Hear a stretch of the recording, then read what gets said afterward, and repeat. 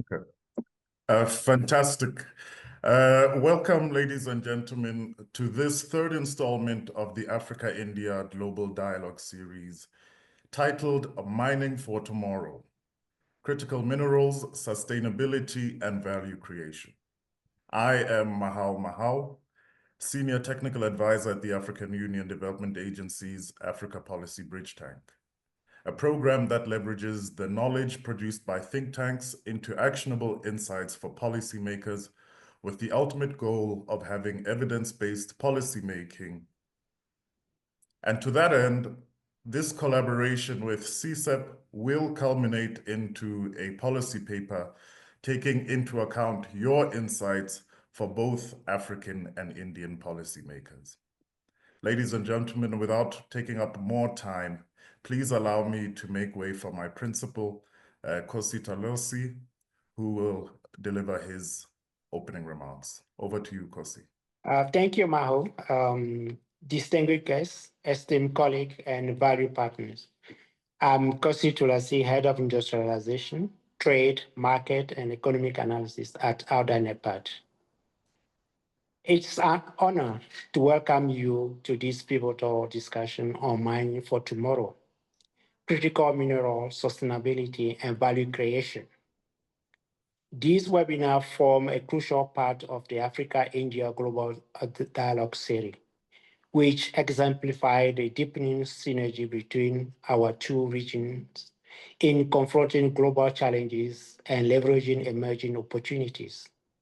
As we embark on a transformative journey toward a sustainable future, the demand for critical mineral is escalating at an unprecedented pace. These essential resources are at the heart of clean energy technology, powering everything from electric vehicle to renewable energy system. However, we must critically ask ourselves, how can we ensure that this rising demand translates into sustainable economic growth, industrial advancement, and shared prosperity, not just for Africa, but for India as a partner as well? With Africa endowed with a rich tapestry of green mineral, lithium, cobalt, nickel, and rare earth elements, the continent stands at the forefront of global energy transition. As articulated in the African Green Mineral Strategy, this strategy is not merely a framework, it is a blueprint for transformative change, guiding Africa away from the traditional paradigm of raw mineral extraction to an integrated value chain that prioritizes local beneficiation and sustainable practices. Today, our discourse should center on strategies that enable us to harness Africa's mineral wealth for greater good. We must focus on fostering local beneficiation, enhancing technology transfer, and establishing responsible mining practices that directly contribute to our socio-economic development. And addressing challenges like infrastructure gaps, skill development, and regulatory coherence in paramount to ensuring that our resources serve as a catalyst for broad-based economic empowerment and societal well-being. At AUDA-NEPAD, we resolutely committed to advancing policies to position Africa as a more than a repository of raw material. We envision a future in which Africa leads the charge in the critical mineral value chain, driving industrial growth, creating jobs, and building a resilient economy that withstands global fluctuation. This vision requires robust partnership with nations like India, focused not only on trade and investment, but also on co-developing policies, technology sharing, fostering industries that yield mutual benefits. To address the aforementioned challenges, AUDA-NEPAD has developed a program in collaboration with Africa Development Bank, ADB, Africa Union Commission, United Nations Economic Commission for Africa, and Africa Mineral Development Center. This program, called Continental Extractive Program, is implemented through 5 projects. The first one is Africa Mining Vision Capacity Development. The second, Value Chain Development for ASME sector. The third one, Continental Extractive Industrialization Hub. The fourth one, which is Africa Mineral Vision Extractive Industry Project Pipeline. And the last one, which is Research Development Innovation Linkages. This, I would say, gathering is not just a discussion, it is a clarion call for action. We must build frameworks that create equitable partnership, unlock innovative opportunities, and establish sustainable models that drive value creation at every stage of the mining and energy transition. I wish to extend my heartfelt gratitude to our distinguished panelists for their contribution today and to our co-host, the Center for Social and Economic Progress, CSEP, whose collaboration has been invaluable in making this discussion possible. I look forward to the profound insight that will emerge and, most critically, to the actionable steps that will follow. Thank you, and I'm eager for our collaborative journey toward a sustainable and prosperous future. Thank you, and I wish you all a thought-provoking and fruitful discussion. Thank you. Thank you so much for those remarks, Kosi, and for already putting at the heart of our conversation the importance of this Africa-India partnership and what it should mean for both the continent and for India, and that ultimately it must result in mutual benefit for us all. Ladies and gentlemen, the significance of critical minerals cannot be overstated. This has always been the case, but also as the world accelerates its transition to clean energy, minerals like lithium, cobalt, and rare earths have created a new scramble for Africa. Now, as mentioned by Kosi, Africa, home to vast reserves, stands at the center of this historic and new global race. And India, with its growing demand for these resources, is emerging as a key partner. The question before us today, however, is how can we ensure that this partnership fosters not just resource extraction, but industrialization, value addition, and sustainable development? To that end, our discussion today will explore how Africa and India can collaborate to build a responsible, transparent, and sustainable critical minerals value chain. What policy frameworks are needed to maximize local beneficiation, workforce development, and regional integration? And how technology and perhaps even research collaborations can drive innovation in mining, governance, and sustainability. To help us navigate these pressing issues, we are joined by a distinguished panel of experts who will bring invaluable perspectives from governance, industry, and international partnerships. These are Dr. Veda, an associate fellow at the Center at CSEP, and we are joined by Christian Giraud, Neema, and we are also joined by Dr. Alicia Ndlovu, who is a senior lecturer at the University of Cape Town. But their impressive bios in full are posted in the chat box. And now, before we dive into our moderated discussion, I will first invite our panelists to provide their initial reflections on today's topic. With that, let me turn to the first panelist for their opening remarks. Dr. Veda, please, the floor is yours. Thank you, Mahal. Thank you so much. And thank you, Kosi, for setting the stage and sort of setting up the canvas for us.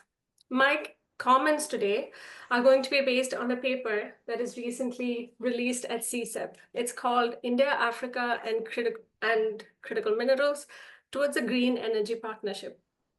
The big idea that the paper tries to convey is that Africa is central to India's energy transitions for reasons that Mohau, you spoke about and Kosi mentioned too as well.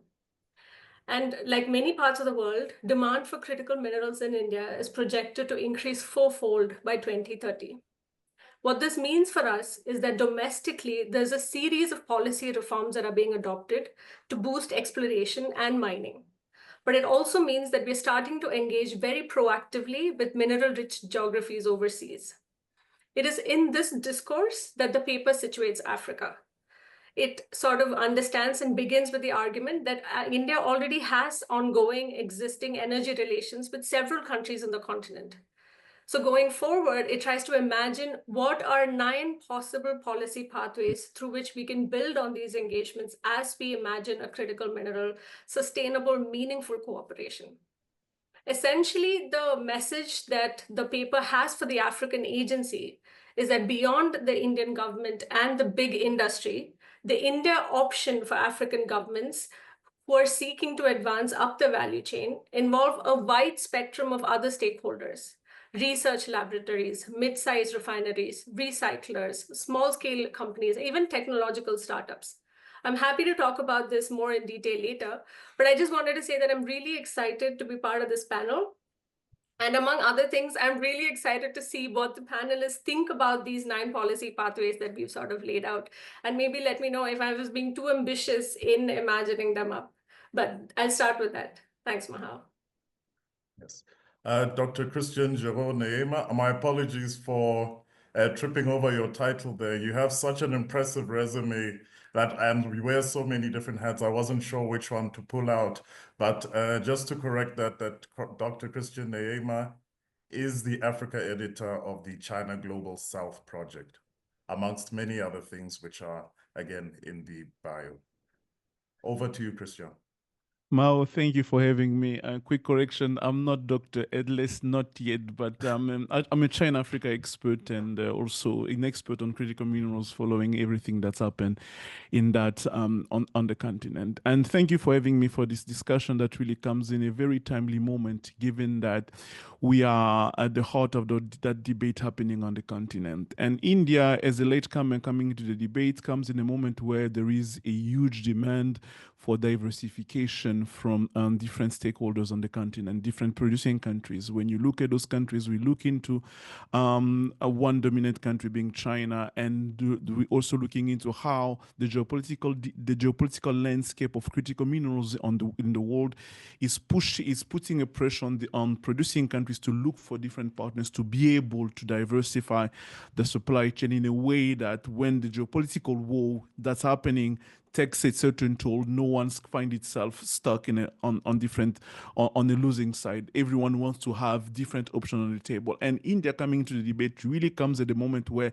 there is that demand for diversification. But India coming at that exact moment also comes with all its own challenges, given that India doesn't have a strong mining background in general, and second, a not strong mining background in Africa as well. So how to address those challenges, how to address the fact that India doesn't have the same historical approach, historical relationship that other great powers do have on the continent and in that crucial moment of geopolitics, because those connections will play a role into how to address the demand and how to balance the geopolitical tension that we do have and we do see on the continent. We also going to see on how India is going to address the local demand for transformation, local processing that's happening on the ground, because India coming in right now, it's not only coming in as a greenfield project or brownfield. It has to come in a moment where they have to address the exact demand for local processing,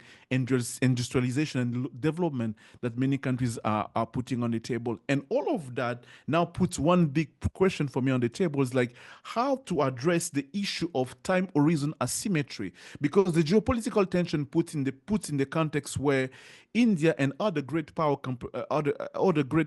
countries, they already have a certain level of economic advancement, industrial advancement, which many African countries do not have. Which it puts on the table the fact that they do have two different time asymmetry, where Africa is looking on the long term into building its own industrial landscape, building its own development.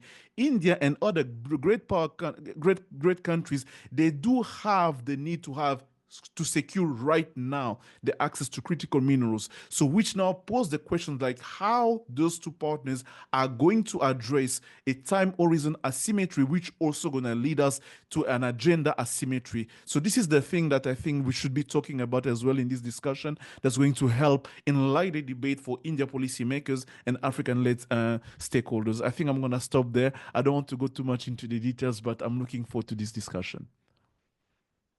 Thank you so much for that, Christian. Dr. Ndlovu, over to you. Thank you so much, Mahau, and good afternoon to everybody. I think it's really a great honor to be part of this important discussion. I think as someone who is deeply invested in political accountability and resource governance in Africa, my position is simple. I think that the success of any critical mineral partnerships must not be measured only by these, contracts or agreements that will be signed or the tons exported, but by the tangible impact on citizens in all partnering countries. Because we have seen the story before, right? In Africa's case, we have the vast natural resource wealth that generates immense profits for global markets, while leaving many local communities impoverished, governments unable or struggling with mismanaged revenues, economies that are vulnerable to price fluctuations. And so while today's push for green minerals promises a different future, the risk remains the same, being trapped in a cycle of extraction without transformation. So that is why I believe that this discussion must also go beyond securing supply chains to asking deeper questions about economic agency, citizen engagement, and sustainable industrialization in all partnering countries, India and the various countries in Africa that all have different political configurations, which really impacts how also India, devises its own strategies to secure minerals from this continent. So I look forward to discussing these issues, of course, and I believe all of us here are quite committed to working towards a future where, global South countries, including, countries in Africa, use their critical minerals to drive not just the global energy transition, but also a just and inclusive, a transformed economy for all its people. Yeah. Thank you. Thank you to all our expert discussants for those inspiring opening remarks that have served as appetizers that have, I'm sure, whetted all our appetites for this exciting discussion. To everyone joining in, please remember that there will be a question and answer session in which you will have an opportunity to pose a question to any one of our experts. You may also make use of the chat box to post the burning questions that you have along the way. And now to our moderated discussion. And to our expert discussants, I will pose questions to each of you, but please feel free to add your own input to any of the discussants' remarks as you see fit along the way as well. So please do add your input to those that have been put forward. But for our first question, Dr. Veda, I will start with you to set the scene. That Africa is emerging as a policy priority for India has been very clear to see. Amongst others, India supported the Ezulwini Consensus, an African common position on the United Nations Security Council reform. India supported the admission of the African Union into the G20, and in fact, it took place under the Indian presidency. There has been enhanced diplomatic engagement through frequent high-level visits. India has even opened 16 new diplomatic missions on the continent, raising the total to 46. To set the scene, can you just highlight more of the areas in which Africa and India already have established partnerships? Yeah, thanks, Mahau. So we have 2 hours, right, for this answer? Well, I'm going to ask you to keep it to 2 to 3 minutes, please. 2 to 3 minutes. No, essentially, I mean, this is a wonderful question. It's also a big question, right? Because a lot of the India-Africa conversation sort of delve into the historicity of these interactions. Because I think I disagree with Kristen. I think he said there's no history for India in the African continent. I would argue otherwise. We have a very, very rich history, especially with countries in East and Southern Africa. So a large part of the beginnings are historical, they're political, and then of course, even in periods of incredible political passivity, we saw, the enterprise kicking in, Indian entrepreneurs, business houses really moving into parts of the continent and keeping up the relationship, at times when there wasn't a lot of political attention paid that way. But what we do see is in the last 10 years, there's been a huge shift in how India is engaging Africa. You see this in narratives that are coming out of the Ministry of External Affairs, of course, but you also see this in the kinds of cooperation that is happening at the subnational level, at the provincial level. Some of the studies I've done earlier, for instance, tracked Indian farmers who were going from Punjab and Andhra Pradesh to places like Gelan in Ethiopia to farm, right? So the India-Africa relationship, it's layered, it's nuanced, it is not meta, and it isn't lacking any context really. And sort of to bring it down to the energy relationships, a lot of the Indian public sector companies have huge investments in Mozambique, for instance, in Nigeria. 10 to 15% of our oil comes from the continent. So there's also a lot of partnerships in the renewable energy phase. The International Solar Alliance, for instance, has over 30 African countries who are members. So even in the energy sphere, there's already things that are happening. There are conversations, there are actionable agreements in place. And to Alicia's point, some remain agreements, but some not, right? Some have actually, you see things happening on the ground. So it is in this context where we have capacity building initiatives that go back to the early 50s, right? Huge frameworks of cooperation. You have, activities across health. You have very visionary programs, which are often talked about. So I'm not going to harp about them again, but which are like basically medical e-facilities and, technological links between hospitals in Delhi and Nairobi, for instance. You have a lot of activity in the agribusiness sector. You have a lot of things happening in the tech sector. So this isn't a conversation about a possibility of cooperation in a realm or in a sector. It is talking about a relationships that is rooted in history, that has political, economic, and all of this context, and energy relationships that exist, and how do we take it to a different domain of expertise, which is critical minerals. Yeah. Okay, and just to follow on that, Veda, on critical minerals, as you mentioned, you've of course recently published an insightful paper titled India, Africa, and Critical Minerals Towards a Green Energy Partnership, exploring the potential for collaborations between India and Africa in the critical minerals sector. What is the current volume of trade in critical minerals between the two? Which minerals are of interest, and in which industries are they finding use in India?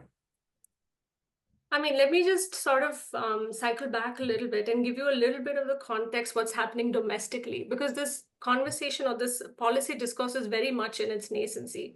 For instance, which minerals are we interested in? Let's just take top three: lithium, nickel, cobalt. We're 100% dependent on these, import dependent on these minerals, right? So that could be a start.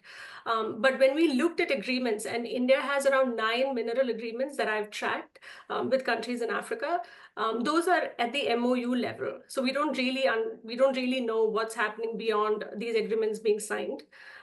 Indian energy companies, mining companies, mid-scale and large mining companies have made their investments or acquired assets in certain countries. But again, we don't really know about any of the processing that happens, or even if the mines are operational and if work has really begun. But to give you a sense of what I mean by this conversation being nascent, is that it was only in 2023 that the Indian government identified 30 minerals that are critical for the economy. In 2024, the finance minister at the union budget talked about or announced the nation's critical mineral mission. And it was only 2 months ago in January 2025 that the National Critical Mineral Mission was announced, right? And there is a PSU called Kabel that has gone on and acquired stakes in Argentina, 5 blocks in a lithium mine in Argentina. There's also been recent reports of India acquiring stakes in Zambia, over 9,000 kilometers in Zambia, and also about how the Geological Survey of India has been deployed in the Congo, in Zambia, and Tanzania to support activities in exploration and surveying. So all of these agreements are very much at the beginning stages. So that's exciting about it, but also that's a space that we should be watching out for. So only to say that a lot of this conversation is actually happening in the realm of possibility, right? It also sounds like it's happening in the present, that Africa is on the lips of Indian policymakers right now. Absolutely, absolutely. Yeah. And that's why, I mean, just to sort of end, and that's why the approach that we've taken in this paper isn't that India needs these minerals. Africa, do you have those minerals? How do we get them? The conversation isn't extractive at all. The idea is we understand that at a regional, national, continental level, there's a vibrant conversation happening in the continent on what your priorities are when it comes to critical minerals. And the question really is India, like Kristen mentioned, who's a latecomer, with its very many limitations, how can we meaningfully, substantively contribute to this conversation? Can we actually imagine partnerships that are based on the resources that we have? So yeah. Okay, excellent. I think that's actually a very good segue to move on to you, Christian. The subject of critical minerals, especially as it relates to Africa, is often not only an economic one, it is also a very political one.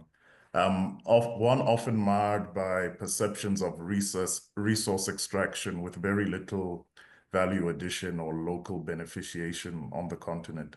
My question to you, as someone who has researched mining cooperations between African countries and other regions, is why does this perception tend to dominate the discussion? What has the legacy of extractive industries been on the African continent, also to set the scene? The reality is for so many years, African countries have inherited in a very extractive mining industry, coming from the colonial time, where Africa, for many African countries, were just huge open pit mine for colonial powers. Like, you go to DRC, Zambia, Zimbabwe, and everything. The idea was never been like to build those countries in a way that they become powerhouses, economic development, industrial country. They wanted them for the mining, for the minerals they do have. So there was not really an idea on how to build a sustainable, long-term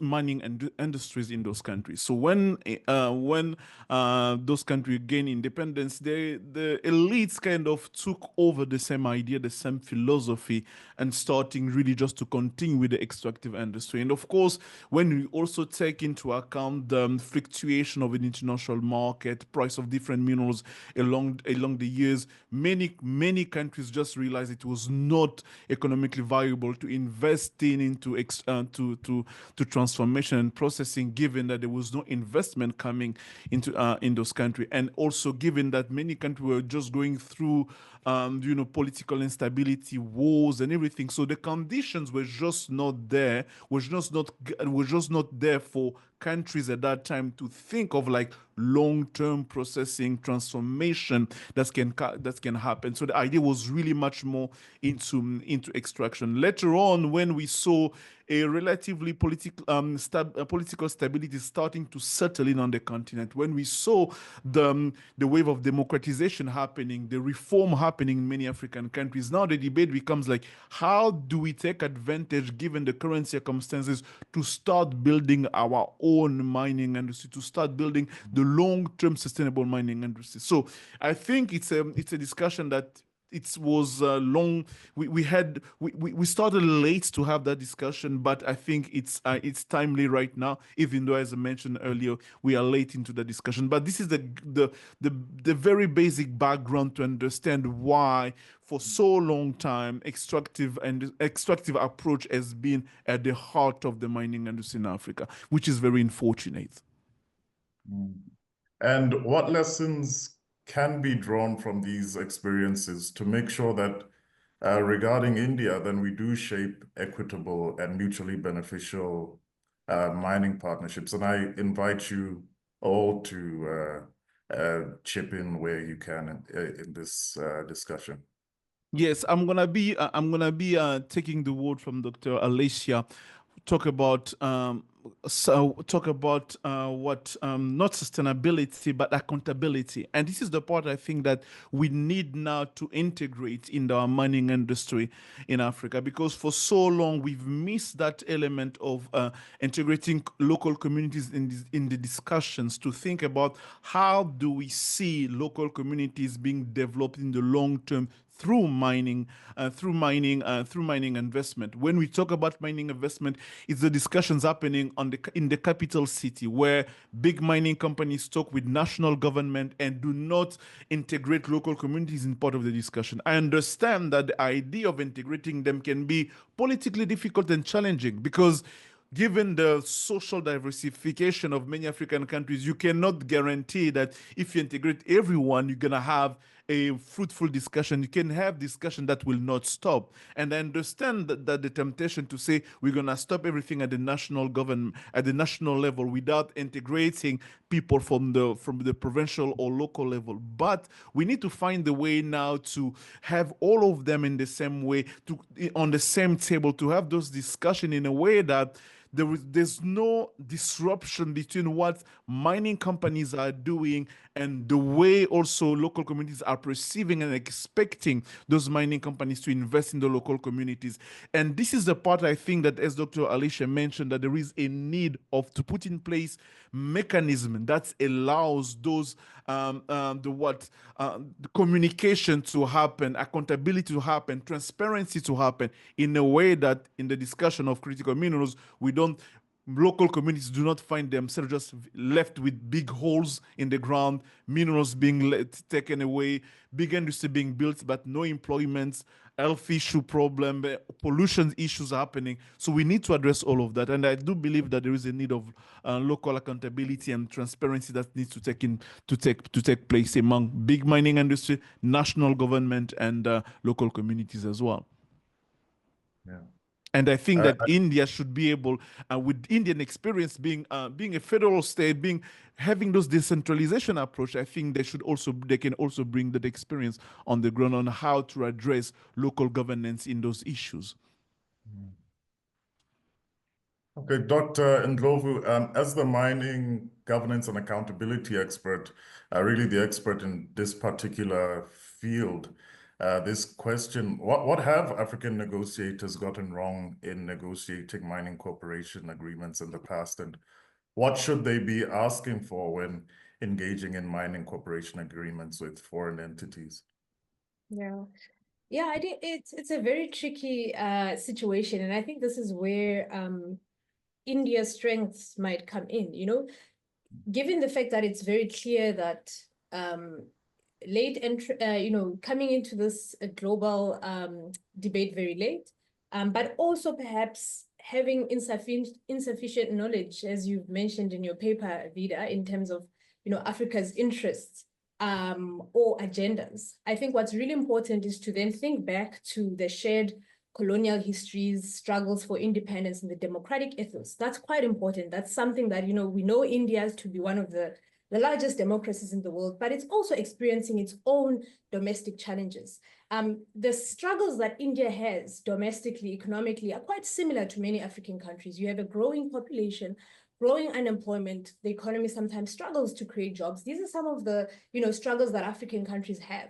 So my interest, as someone who's been really interested in the governance of natural resources, is that, Africa's agency has to go beyond just, this idea that we are going to focus on critical minerals.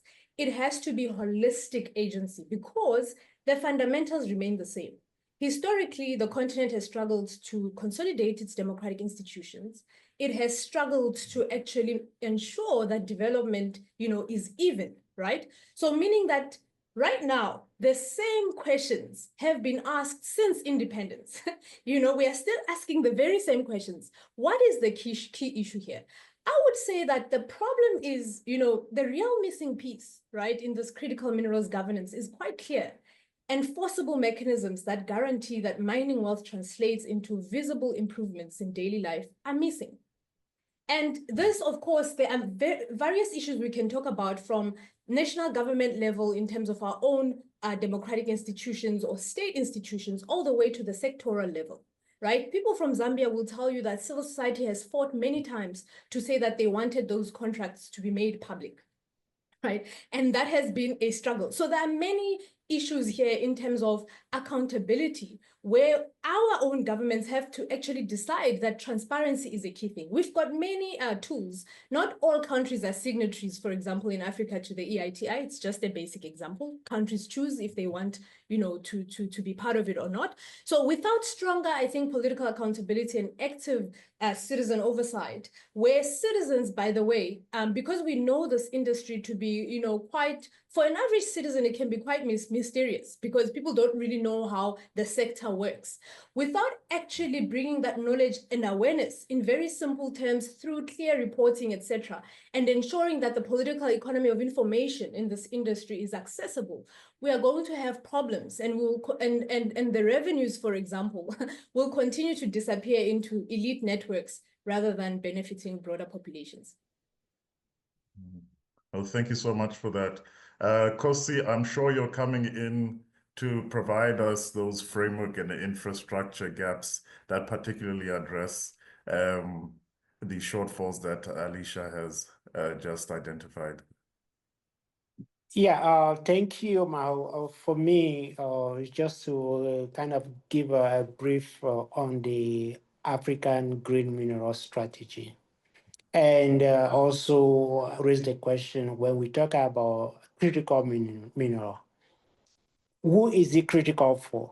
Is it for Africa or other developing or developed countries? So we need to be very, very careful where we stand when we say critical mineral. Is it all the minerals are critical for Africa when you talk about economic security, because we need them to develop? So then become critical for us. For others like India that highlighted 13, that's fine for them. But also we need to assess that from the perspective of Africa, what is critical for us. And I'll say for industrialization purpose, all the minerals are critical for Africa.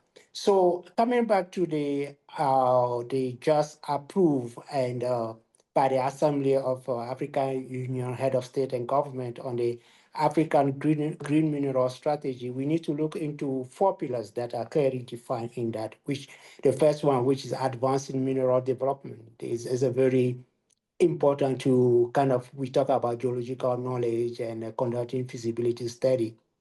That aligned to our program in AUDA-NEPAD with our pipeline of project in the mineral sector.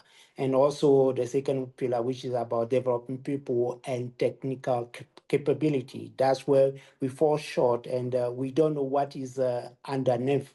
We see it, but we don't know what the ground holds for us, because we never been able to do the geological survey of most of the country. For instance, DRC, they are only 19%.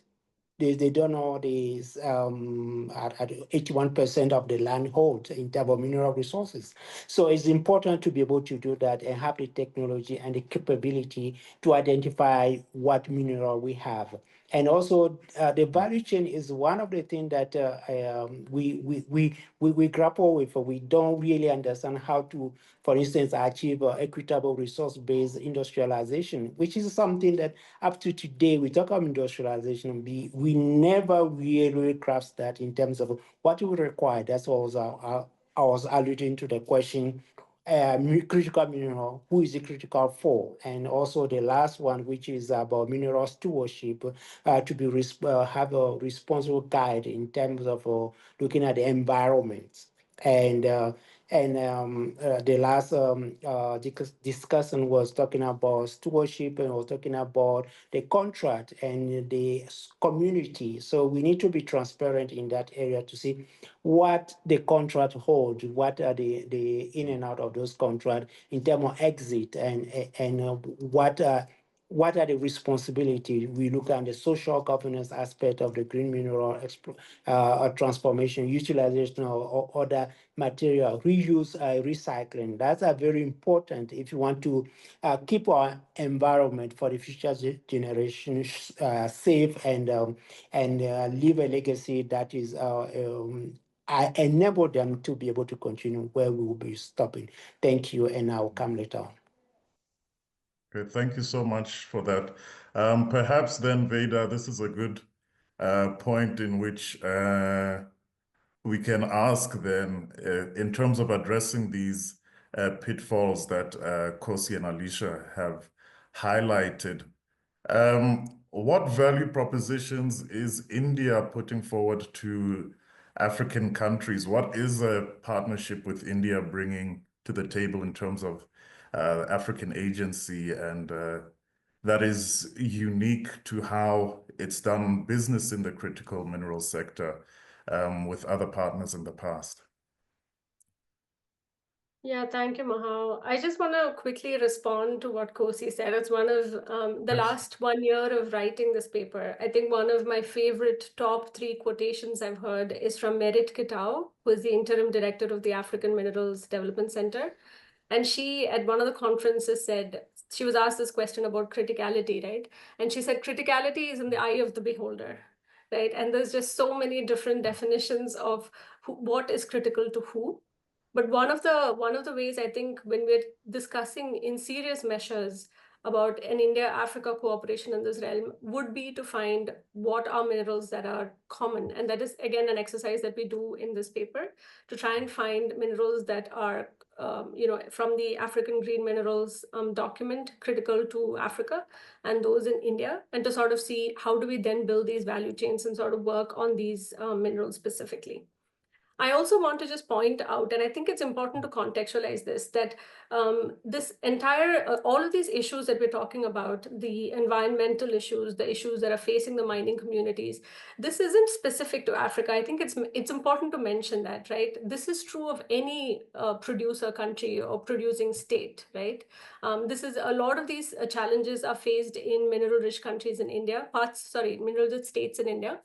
And a scholar, Jessica Nung at Princeton, has also done similar work on all of the lithium extraction that's happening in the US and how you see very problematic practices even in developed countries. So I think it's important to put on the table that this is not an Africa problem, this is a mining problem.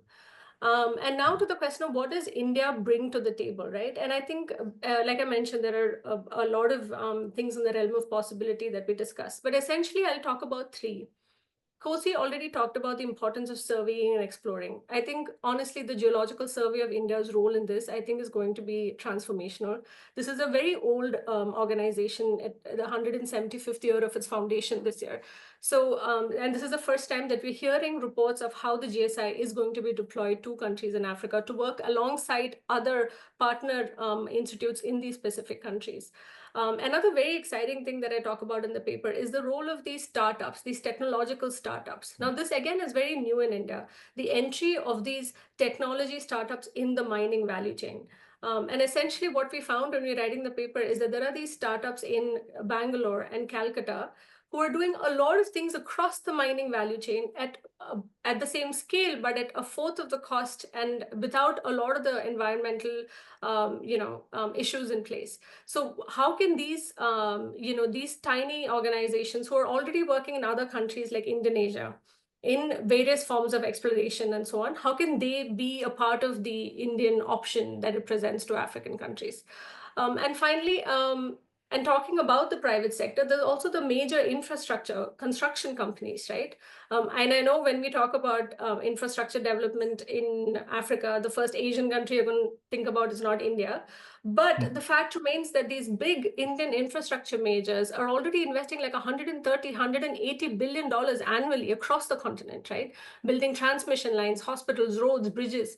So then there is we see a space where then it's a sort of aligning strategic imperatives with economic imperatives and sort of see how can these companies then try and work with host governments and build mining adjacent infrastructure, which is a priority that's outlined in the African Green Minerals strategy, right?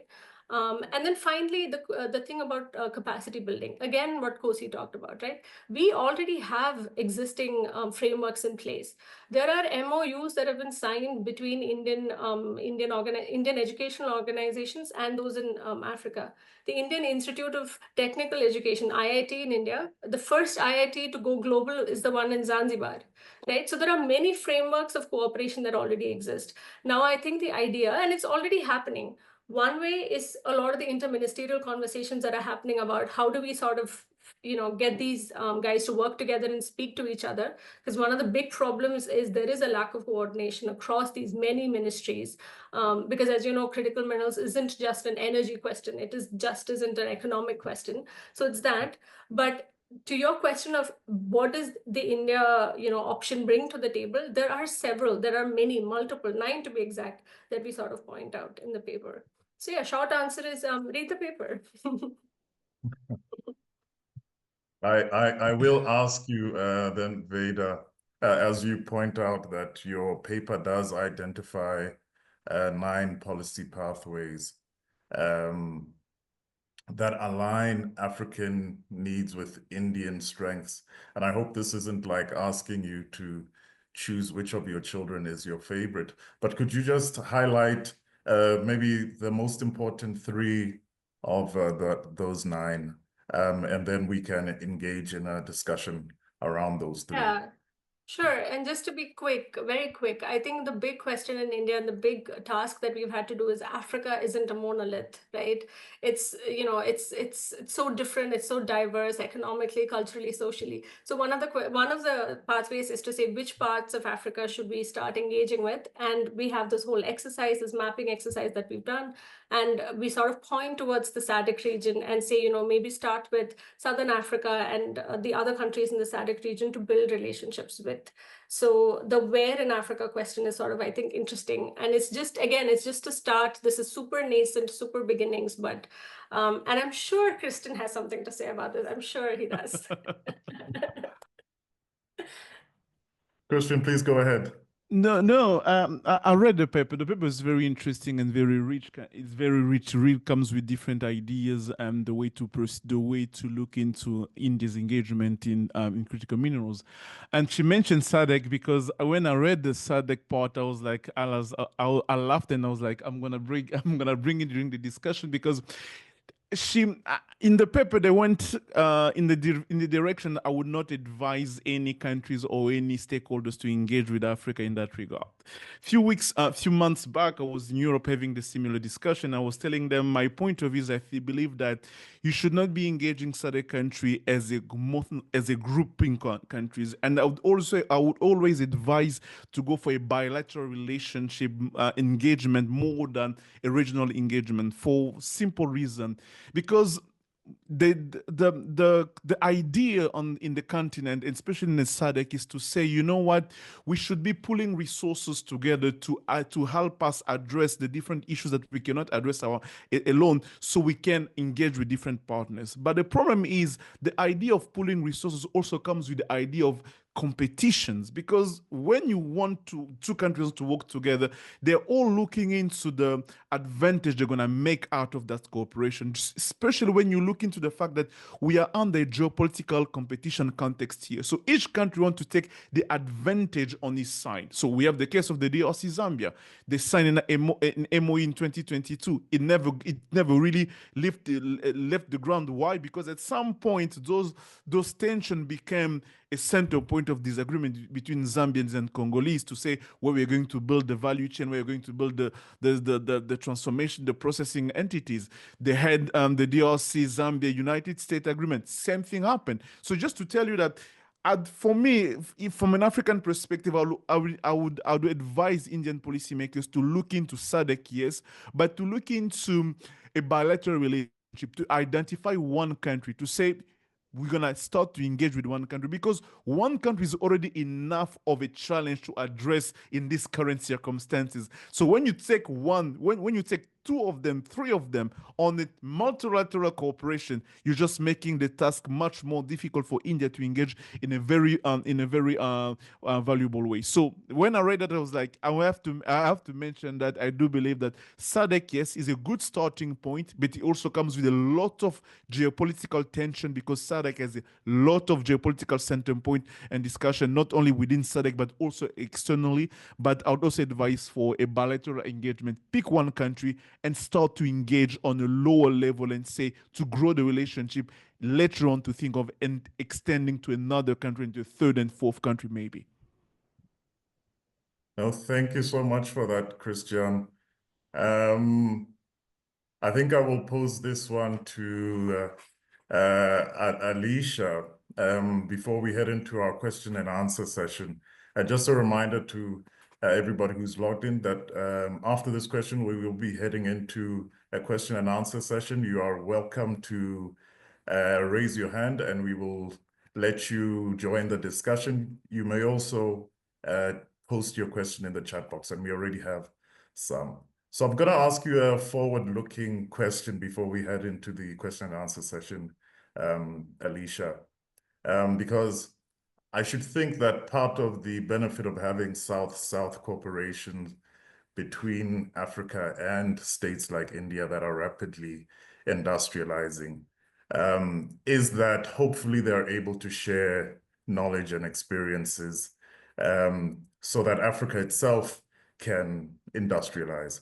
So as Africa seeks to position itself beyond being a supplier of raw materials, what kind of agency is needed to ensure critical minerals drive broader socio and economic development? A very good question. And I think my answer lies in what Christian was saying now, in terms of saying, I think India should engage countries, should engage in bilateral agreements. I agree and disagree. I think I agree, one, because there are governance issues and these countries are quite diverse. And, but at the same time, I think historically, this is what has gotten us to where we are as the nation. Because the more we engage in these different, bilateral agreements, the more our voice as a region actually weakens. What I think is really important is that countries like India, or any other countries anyway that are interested, it would probably even be more efficient for them, right, if there was some kind of, a harmonized SADC policy. And I think this is the direction which we should be looking at. If it is so difficult to deal with individual countries, then the question we should be asking is, why is it SADC, or any other region for that matter, why is it that internally, before we are approached by any external state, why is it that internally we are struggling to agree? Why is it that when we look at our policies, they're so old and outdated? Why is it that today we are not able to sit around the table and actually agree? And we know the politics of this are quite complex. But if you look at the SADC region, and I think, Veda, in the paper, you've identified about 10 countries that you think have the critical minerals that, are strategic for India. Those countries are actually not the same in size economically, but they have some level of dependence amongst each other. Yes, the contributions are also unequal, but I still firmly believe that there is absolutely no way that any country, if you isolate countries and say any country can do it on its own, I still think that Africa will still be trapped. Many African countries would still be trapped, in this historical sort of, extraction mode. And I still believe in partnership and in actually trying to see if we can harmonize our policies. I believe in that, and I think it can be done. But if there is no interest, as you are suggesting, Christian, that India can just simply say we will engage bilaterally, I think that will then make it worse for us, that we will never actually have an incentive, because here it is about political incentives. And that's the key question we haven't answered, right? To say, what are not just economic incentives, what are the political incentives that would get our leaders sitting around the table to discuss this and actually not just worry about, the next elections, because that is actually what's more important. And then moving beyond, maybe just quickly, I think the point that I don't know if it was you, Christian, or it was Kosi, who talked about the time horizon asymmetries. It's me. I it's think me that's who very, spoke about that. yeah, I think that's actually it's spot on, because Africa's agency will not be defined solely by its ability to extract minerals, but by its capacity to transform that mineral wealth into a foundation for sustainable development. And I think that is true to say that if we are having, the Africa Mining Vision, or the green mineral strategy that's been recently launched, what do we do when countries like India are actually desperate for some of these resources today? And that, for me, Yes. is not an answer that a single country in Africa can give. They have to come together. I don't want to go into the debate of the political economy of the natural resources of each country. That's what motivates me into that. But I'm really happy to have the discussion. Dr. Alicia, I'm going to have the discussion with you later. But yes, I think there is a lot to say about the approach that we should be taking on how we tackle those issues collectively or as a single country. Okay, thank you. For the question and answer, I'm going to start with the second question, actually, Alicia, which I think ties into the points that you were putting forward. This question is from Amit Jan. His question is that India has not signed up to EITI, and the history of its own mining industry is less than stellar when it comes to protection of environment and society at home. So how much confidence can African countries have in Indian mining firms doing anything better than what they have done at home? I think maybe it goes to the question of what should also African countries be demanding from these partnerships with India then. And should I answer this question? I Yes, can. please go ahead. Go ahead. I'm going to take on that later. Okay, if you want to answer Christian, that's fine. But I think it's a very important question. I think when I read the paper that Veda is presenting to us, this was part of the question I was asking, to say, India, like I in my opening remarks, I said the challenges are quite the same. It's not that India has found the formula to address the high unemployment that they're experiencing, or economic ills within that country. And so it does beg the question, but at the same time, I think that's an advantage. These are global south countries that have historically been trying to develop their nations and to make sure that that development is even. So this, for me, is not actually a weakness, it is a strength, because these countries are coming together with similar interests. They are not necessarily nations that are advanced, way advanced in terms of solving, socioeconomic issues in their nation. So that can be an entry point to say we all have an interest in using these resources as a foundation to promote inclusive and sustainable development. Okay, thank you. I'll allow you, Christian, just to respond to that in 30 seconds. I'm quite conscious that we're going to run over time. That is an indicator that the discussion is very exciting. But please, just in 30 seconds, because the next question is going to go to you as well. Basically, for me, no African country should trust Indian or any other company. Simple as that, because you should not be trusting mining companies. It's about governance issues.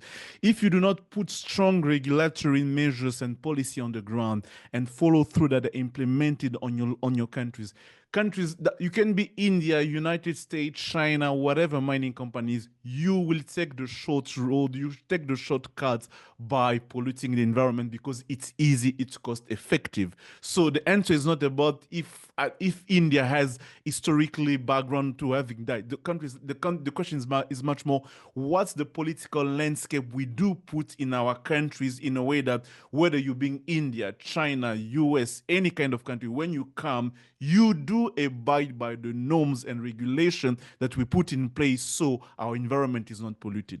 For me, it's that. So we don't really need to worry about whether it's India or another country. It's about us putting the required regulatory on policies on the ground. Okay. Now, still sticking with you, Christian. Aban Kita's question is, my query is, as China dominates in DRC for cobalt, and now the United States also offering military help to them, and interested in politics of Africa, and also we Indians want to participate in geoeconomics of critical minerals. What strengths does India have against China or any other big power for this? That's a trick and difficult question. Just for corrections, the US is not offering military help to the DRC. The DRC and the current president is seeking the US, is leveraging the US-China competition over critical minerals to get US support against the M23 rebellion that's backed by Rwanda, hoping that the United States will put economic and political pressure on Rwanda to stop its backing by the M23. So what India has as leverage to put on the table, frankly being said, it's really difficult. It's very, very much difficult, given that India doesn't have the political leverage that the US or China has in those countries. It's going really, really difficult for India to pretend that it can compete with the US or China in the DRC under the current circumstances. However, there is one interesting mining project that I'm quite surprised at how Indians funding, banking are not trying to support. There is this project called the Chemical of Africa, Shemath, which now Norinco, a Chinese mining company, wants to buy. It's an Indian funded project. They want to sell it, but somehow Americans and Swiss company are more interested. Chinese are more interested, by somehow you don't have Indians on the table coming to say, you know what, we're going to put 1.2 billion because what they're asking, we're going to put 1.2 billion on the table to be able to buy back this project. If they do it, they're going to have one of the top 6 big cobalt project in the DRC. But I'm quite surprised to not see a lot of attraction coming out of India for that kind of project. But from a geopolitical perspective, India, frankly thought that it doesn't have enough political leverage to go toe-to-toe or head-to-head with the United States or China in the DRC on critical minerals. It's going to be really difficult. Can I Okay. quickly Now, comment on how? Okay. No, please go ahead. Quickly, I know we're running close, but I just want to say, I just domestically in India, I don't think there is a conversation about going toe-to-toe with China or the US or anything in Africa. But I think it's important. There are 2 points I quickly want to make. The conversation on the African agency is very important. But similarly, a dialogue that's happening is on how do we ensure and how do we put guardrails in place for Indian companies going global? Are there, things we can do, laws, for instance, or, even regulatory legal structures? How can they be sort of leveraged to make sure that these companies that are going abroad and, can be at some way held accountable for their actions? The second point that I do want to make is I think it's, again, important to just throw out there that India being part of something like the MSP, the recent joint statement that came out of leaders, the India-US joint statement talks about critical minerals a lot, right? They're talking about a US-India strategic mineral recovery initiative. There's a whole bunch of initiatives that have been announced, all of them talking about, working across the value chain. There is also the India-US-Tanzania Energy Alliance. So there's also the Japanese have indicated interest of working with India. And a lot of this interest from third-party countries come because there's some element of familiarity that these Indian companies have, especially operating in East and Southern Africa or operating in developing country contexts. So there's also that aspect about strategic alliances, perhaps unequal alliances, but alliances nonetheless. And the last 2 questions. The first one from Adrian Joseph from the South African Institute for International Affairs. Alicia, I'll pose this one to you. What do you think India learned from hosting discussions on critical minerals during its G20 presidency in 2023 that could be helpful for South Africa as it seeks to elevate the issue of critical minerals during its G20 presidency? So I guess, Adrian, you are asking us, what can we learn from India's presidency in 2023 on critical minerals that could be lessons for Africa as it tries to host this G20? Yeah, this is a very interesting one for Africa. And I think, as we know, at least right now, Africa as a unit is part of the G20. And I think it's a huge responsibility for South Africa in this particular case. I think unlike India, South Africa is quite different in the sense that you are representing a country, South Africa, which is hosting, but also you are in these negotiations with an entire continent, I think, which is something that I think India didn't have to grapple with. So this, I think, places immense a good burden, on South Africa's hosting of this. And actually, this is where I disagree with Christian, where I say this is actually the opportunity where then Africans would have to be sure that they are speaking with one voice. If there was ever a time, I think this would then be the G20, where they begin to analyze those issues to say, can we actually be able to harmonize our policies? Are there areas where we can create hubs and actually be able to negotiate with a stronger voice? I think this G20 presidency for me is unique, Adrian, in that sense, that we not only just have India just hosting or South Africa just hosting, but we have the African Union, or rather, the African Union representing different member states as part of the G20 negotiations. And I think that should then elevate the strategies that African countries have, including that green mineral strategy and everything that is stemming out of the Africa mining vision. It is only this time. I know I sound idealistic and, but I think it's really important. I mean, Veda, you had another webinar previously where, I think, was it Pari that was mapping the different agreements? Even in that sense, we don't have enough information about the different agreements that African countries individually have with the different, competitors around the globe. And I thought that was a very good step, because it will show us that, okay, these are the agreements, what are the interests, are they aligning, and where can Africans, can I mention this one point? I always say to people, when I read about the history of the European Union, because there's always, this, we always criticize the African Union for not being able to implement many of its policies. I once read the history of the European Union, and I saw that at some point when it first started, it was a few countries, and there was a strategic mineral or resource there, which was coal, that those countries were interested in.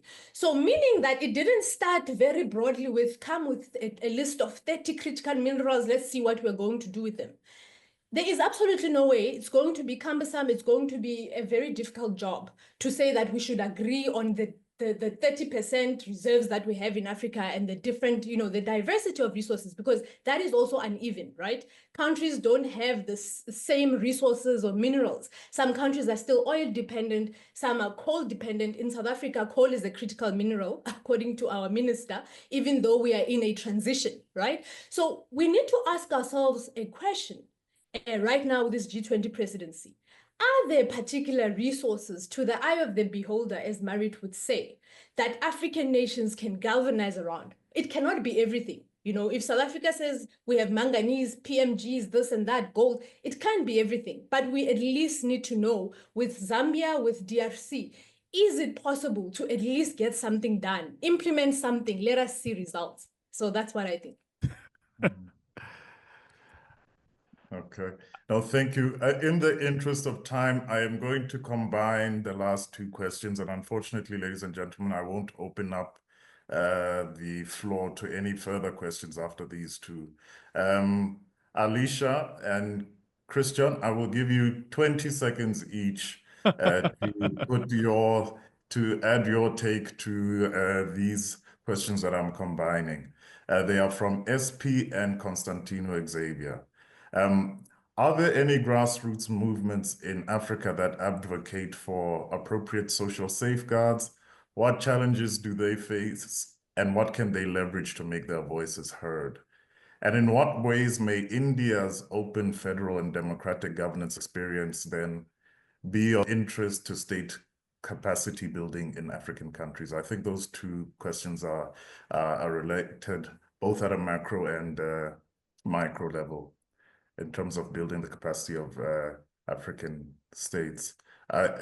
I'll be generous and give you 30 seconds.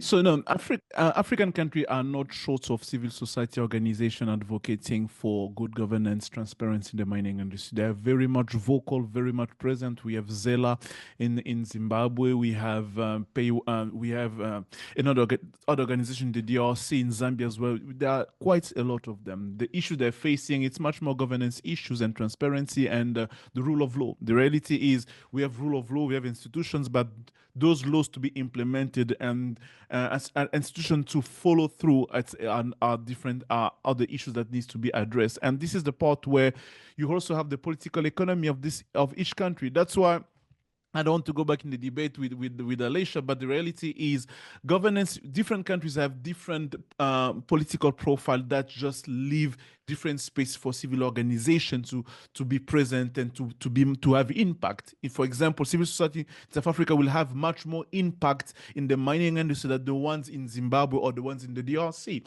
or the one in Zambia. So those are the realities that we have to take into account. So yes, we have those local voices present, but we do not have not the state capacity, but we do not have the political landscape that are allowing them to have the impact they need to have on the ground. So that's, I think, for me, what will be the main issue about those civil society organizations struggling to have an impact on the ground, even though they're still making some wins and some victories with mining companies.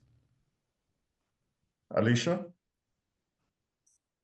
Yeah, I mean, I agree. I think Christian has put it very well here, that it's this diversity of political configurations on the continent that is quite problematic. And I think it's always been the elephant in the room, to say that it's much easier to talk about economic interests than it is to actually talk about, the political diversity and what that means in terms of governing our natural resources. What does it mean when we have to come up with harmonizing our policies, when, let's say, some of the states have never had any electoral turnover before, and there's been one political party since, independence.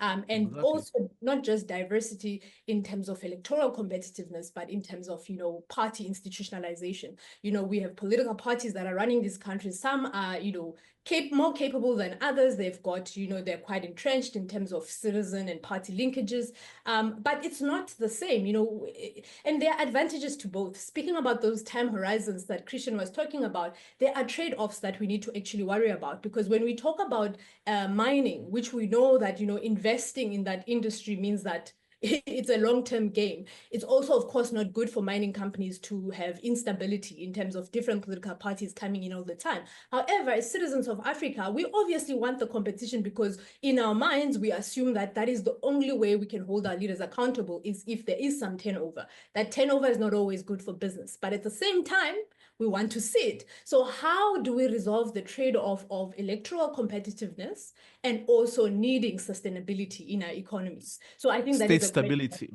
Yeah. And that, ladies and gentlemen, brings us to the unfortunate end of what I'm sure has been an informative discussion for all of us. I would like to give a very, very special thank you to our expert panelists and invite you, ladies and gentlemen, to please follow them on their social media, where you'll be able to see some of their published work. I also encourage you to get your hands on Dr. Veda's paper, India, Africa, and Critical Minerals Towards a Green Energy Partnership. I thank you so much for your patience. I am aware that we ran slightly over time, but that is only indicative of how robust the discussions have been and all the insights and how rich they were that we've been imparted with here. I would give you just a sincere appreciation for us all, for all of you who tuned in. And again, thank you to our expert discussants, and thank you to both teams from AUDA-NEPAD and CSEP, who are able to bring this webinar every month, where we really share some really great insights for African and Indian policymakers. With that, ladies and gentlemen, I would like to inform you that the next webinar will be on the 25th of April. The flyers will be out in due course, informing you of the topic and the login details. With that, ladies and gentlemen, allow me to wish you a very, very wonderful weekend. And thank you so much for tuning in to this installment of the Africa-India Global Dialogue series. Thank you so much. Take care. Thank you.